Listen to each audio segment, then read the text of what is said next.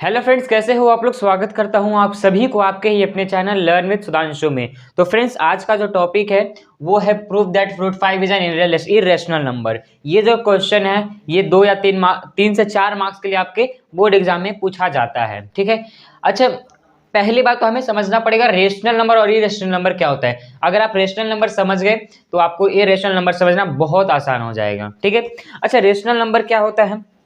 Rational number जो भी number p upon q के फॉर्म में हो और उसका q is not equal to 0, यानी p और q क्या होना चाहिए, एक इंटीजर होना चाहिए। ठीक है, क्या होना चाहिए, एक इंटीजर होना चाहिए। p और q हमें क्या होना चाहिए, एक इंटीजर होना चाहिए। लेकिन q है ना वो 0। अब बोलोगे सर इंटीजर में q तो हमारा 0 हो जाता है, लेकिन वही तो हमारे यहाँ पे करना है, 0 नहीं होना चाहिए। बस जो ये है q हमारा 0 नहीं होना चाहिए। क्यों नहीं अब नहीं होगा, अगर 0 हो जाएगा तो आप डिवाइड नहीं कर सकते हैं। अच्छा, 0 अगर मैं लिख दूं 1/0, आप बताओ कितने से डिवाइड होने वाला है। 0 में मैं कितना मल्टीप्लाई करूं जो 1 आ जाएगा, हो ही नहीं सकता है। इसलिए यहाँ पे क्यू हमारा क्या होता है, 0 नहीं होता है। ठीक है। तो हमें क्या देखिए बोला गया है, रेशनल नंबर क्या होता है, जो p अपन क्यू के फॉर्म में वो इंटीजर होना चाहिए, p अपन क्यू, और q is not equal to 0। ठीक है, यहां तक समझ में आ गया।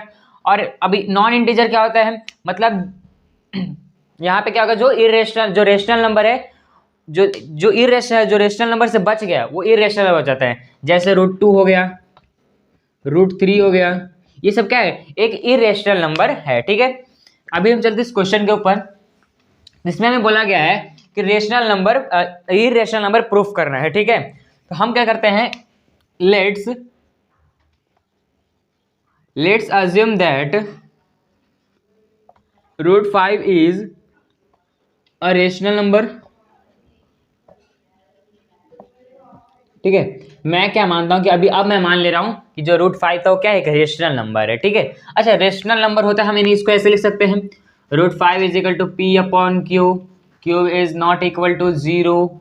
ठीक है, ये लिख सकते हैं। उसके बाद हम लिख सकते हैं कि जो p और q है वो क्या है, को प्राइम नंबर है। p and q is a को प्राइम नंबर। ठीक है। अच्छा, को प्राइम नंबर क्या होता है, को प्राइम नंबर होता है जो सिर्फ 1 से डिवाइड होना चाहिए, मतलब एक ही नंबर से डिवाइड दोनों हो जाना चाहिए। ठीक है, दोनों एक ही नंबर से डिवाइड होना चाहिए। और p और q हमारा क्या होना चाहिए, इंटीजर्स भी होना चाहिए। ठीक है। अब मैं क्या करता हूं, अब मैं इसको और इसको क्या करता हूं, स्क्वायर बैठा देता हूं। ठीक है। तो squaring both side, squaring both side. ठीक है, यानी √5 square is equal to p upon q का होल स्क्वायर देंगे। ठीक है। अच्छा, √5 स्क्वायर है, यानी √5 को अगर हम 2 बार लिखेंगे तो क्या एक नॉर्मल 5 बन जाएगा। यानी जब हम इसका स्क्वायर हटाना, क्या स्क्वायर कट करेंगे तो रूट कैंसिल हो जाएगा। ठीक है, यानी 5 इज इक्वल टू हो जाएगा p square upon Q square. ठीक है, यहां तक समझ में आया, यहां तक समझ में आ गया। उसके बाद हम ये भी लिख सकते हैं कि ये जो इसके नीचे क्या है, 1 है। देखिए अब 5 के नीचे कुछ नहीं है, यानी उसका क्या है, नीचे 1 है। अब क्या करते हो, क्रॉस मल्टीप्लाई कर देंगे यहाँ पे हम, यानी 5q square is equal to p square. ठीक है, ये हो जाएगा।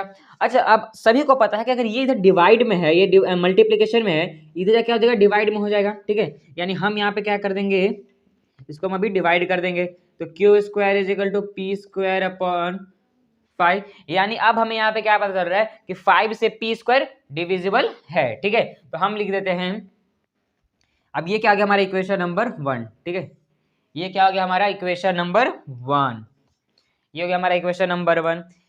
अब हम यहाँ लिखते हैं कि p जब इससे डिवाइड हो रहा है, अब आप ध्यान से सोचिए, जब p डिवाइड हो रहा है तो उसका जो नॉर्मल फॉर्म है वो भी डिवाइड हो जाएगा। ठीक है, जैसे यहाँ पे p स्क्वायर है, तो p स्क्वायर अगर 5 से डिवाइड हो रहा है यानी p भी डिवाइड हो जाएगा।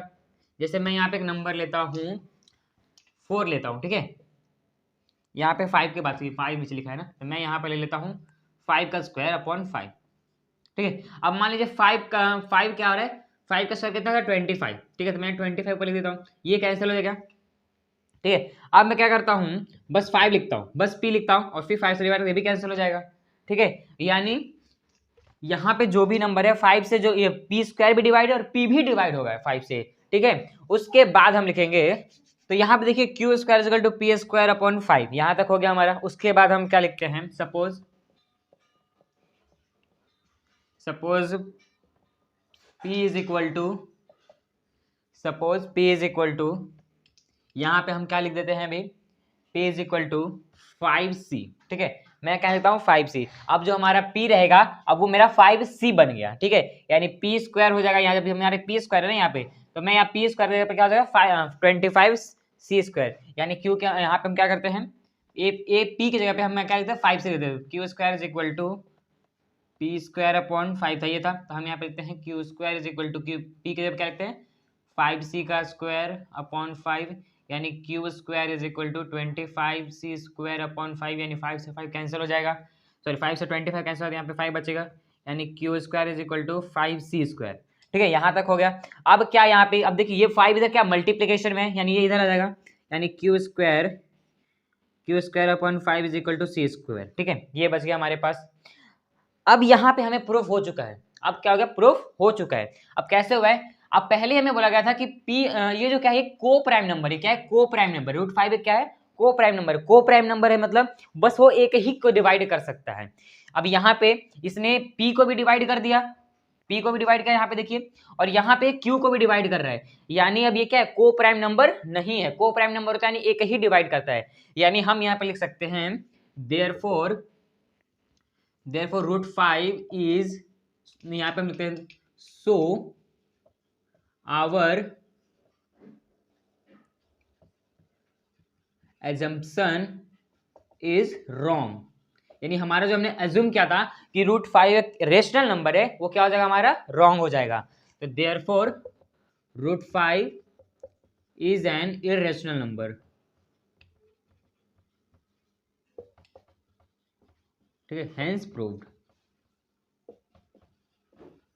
ये हो गया, ठीक है। तो ये वीडियो आपको कैसा लगा आप मुझे कमेंट में जरूर बताइएगा, और यहाँ तक बने रहने के लिए बहुत बहुत धन्यवाद।